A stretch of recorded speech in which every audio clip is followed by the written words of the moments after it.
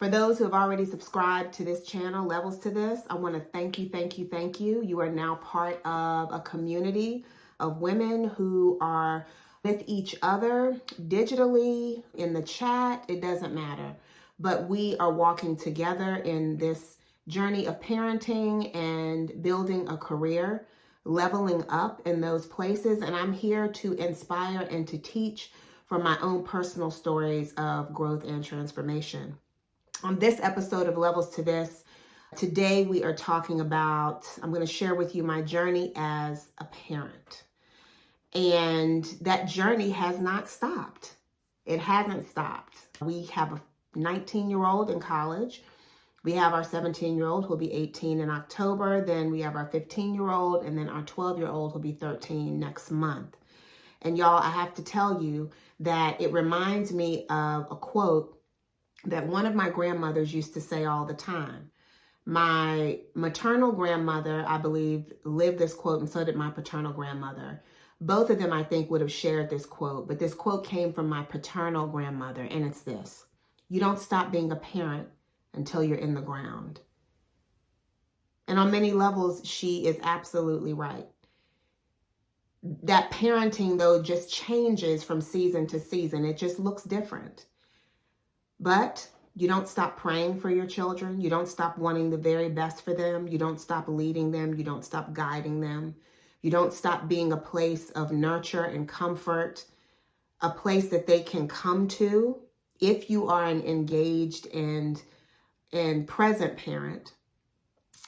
You don't stop being a place where your kids can come and just say, this is what's going on in my life and this is what it is and I need your help.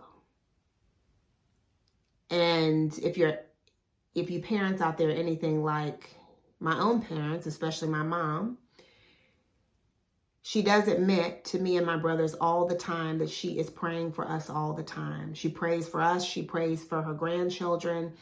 She prays for other people's children.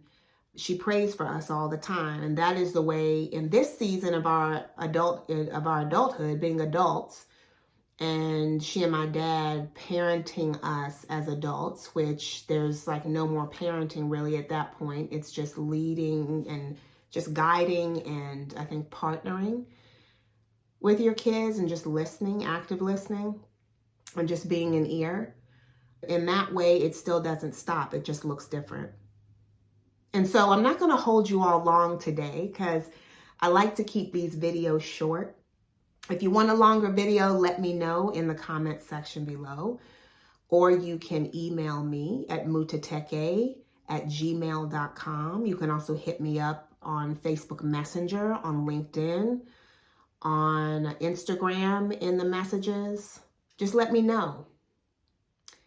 But I'm going to share my journey, and it's in 3 phases. Phase 1 of my journey, and I would characterize it as birth to age 5. And in that season of parenting, my husband and I were new parents, right? Completely new to parenting, like every parent. This thing does not come with an instruction manual. And there's no way to really know how you're doing and what you're doing unless you have feedback and help from your community. The only thing you really know and can gauge is, oh, great, my child turned 2. She's still alive. She's still growing well. I'm taking her to all her doctor's appointments, or, I'm taking them to all of their appointments for vaccines. The doctor tells me they're growing well and all of those things. But really, birth to age 5, with all of my kids, community and self-care was essential for my child's well-being and my own. Now, let me explain what I mean by self-care. Self-care during this time, because we are tired mamas from birth to age 5, it looks a lot like showering daily. And I know y'all will laugh, but it's the truth, okay? Taking baths, taking quiet time to myself, making sure I ate well, making sure I moved my body and got fresh air and drank water. Self-care looked like taking time to go out with my girlfriends to remember who Inger was and is as I had given birth to or cared for this new life. And for those of you who haven't had children but are caregivers or guardians in some type of kind of way, you know exactly what I'm talking about, right? As you step into this new responsibility as a caregiver or guardian or mama, auntie, or parent, you have to find a new way to be as you care for that child and yourself. Self-care looked like me going to my doctor's appointments as I took my children to their doctor's appointments. Having someone, a professional, check in with me to see how I was doing, not just physically, but also mentally and emotionally if I needed it, and spiritually. Community looked like family for me and my husband. It looked like friends who called and checked on us. It looked like us leaning on one another. And specifically, since our children are in a two-parent household, it looked like us leaning on one another for support and to work as a team in this time where I am tired and so is my spouse, right? Community also involved our faith community, right? And there were some wonderful people in our faith communities that we were a part of that helped us in nurturing and caring for our children. So that's what I mean by community and self-care. And community and self-care will look different for you because you are different. Your community that you're a part of is different, and you have different needs, and you need to be supported differently. So it's not a cookie cutter approach.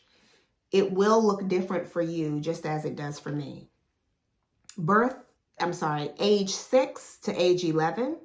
When my kids were age 6 to age 11, I had to engage self-care. In my journey as a parent, I had to engage community, as I mentioned before.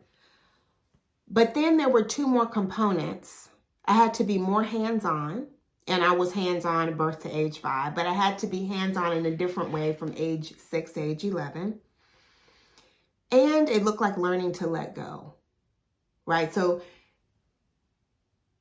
in these ages, my kids, and every child is different, but the common thread is that I had strong-willed girls, and I still do.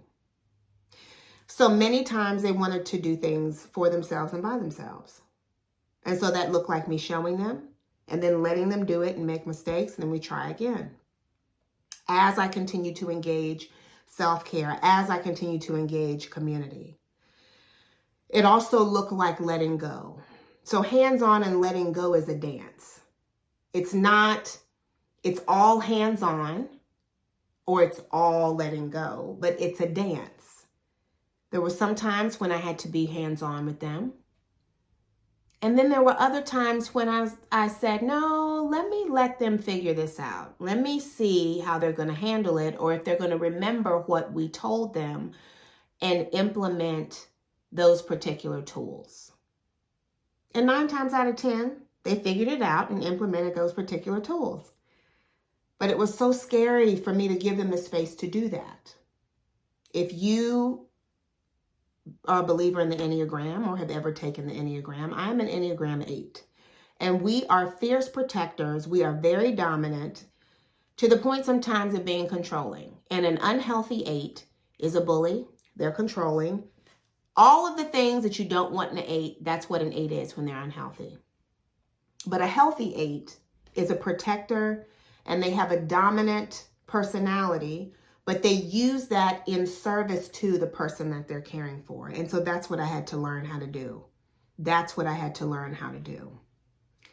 And so that brings me into the phase that I am in now. My husband and I are in now, and that's age 11 to 17. We are right in the thick of it. We have a 17-year-old, a 15-year-old, and an 11-year-old, right? And I said we have a 19-year-old, but I think once they get past 17, even at 19, there's this partnering and guiding and letting go. So it's all three. It's partnering with them and talking with them about what they want to do and walking with them and guiding them in that work, right? As they go, guiding them. What does that look like? Guidance looks different for each child, which is why I go back to the partnering, taking time to talk with them and figure out, well, what's going on with you? Well, what do you want to do? And that's a messy work for teenagers, right? Because they don't always want to talk. But when they want to talk, it's usually at 10:30 at night when you're tired and you've had it for the day and you don't want to hear anything else. And then here they come. That's where I go back to the self-care and community, because if we're caring for ourselves and well, and engaging our communities well, and getting the proper rest that we need, we are able to be present in that moment, even when we're tired, to listen to what our kid is saying and to make sure they get what they need from us or from whatever source, we need to get it from, that we need to partner with in order for them to get what they need. The letting go piece is also hard, because we're right in the thick of it. Our girls are coming into their own. They have their own specific personalities, their own gifts and skill sets, and they're wired differently. And so many times I have to let go and have let go. And sometimes that has turned out marvelously. They have flown and I have watched them fly. Patrick has watched them fly. But other times they have had to reap their own consequences. And that's also a part of parenting. I've learned that I can't save my kids from their consequences, and I'm not supposed to. Because then they don't become the strong, capable, well-adjusted young women that they need to be in order to move and do and be in the world, right? So that's just what I wanted to share with you. That's my journey as a parent. It has been rocky. It has not been pleasant at times. There are times when I have been gone for work and Patrick has had to have it all. And then there are times where Patrick has traveled for work and I've had to take it all on, run the household, tend to our children, all while I worked. And that has been an experience in and of itself. But friends, I have to tell you, nurturing and engaging my own self-care, having a strong community of family and friends and colleagues and mentors and advisors has been super helpful. Learning the dance of hands-on and letting go, and then learning how to let go completely in certain seasons so that I can do what I need to do for myself and my children can develop in the way that they need to develop. It has been a journey, and it has been hard and beautiful all at the same time. All at the same time.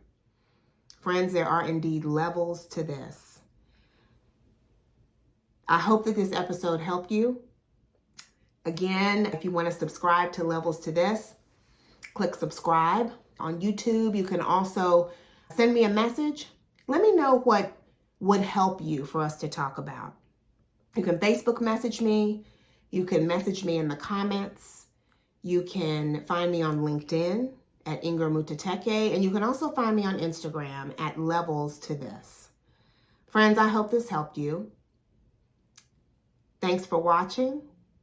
And next time we'll be talking about, I'll share with you my journey as a career professional, which has also been a balancing act.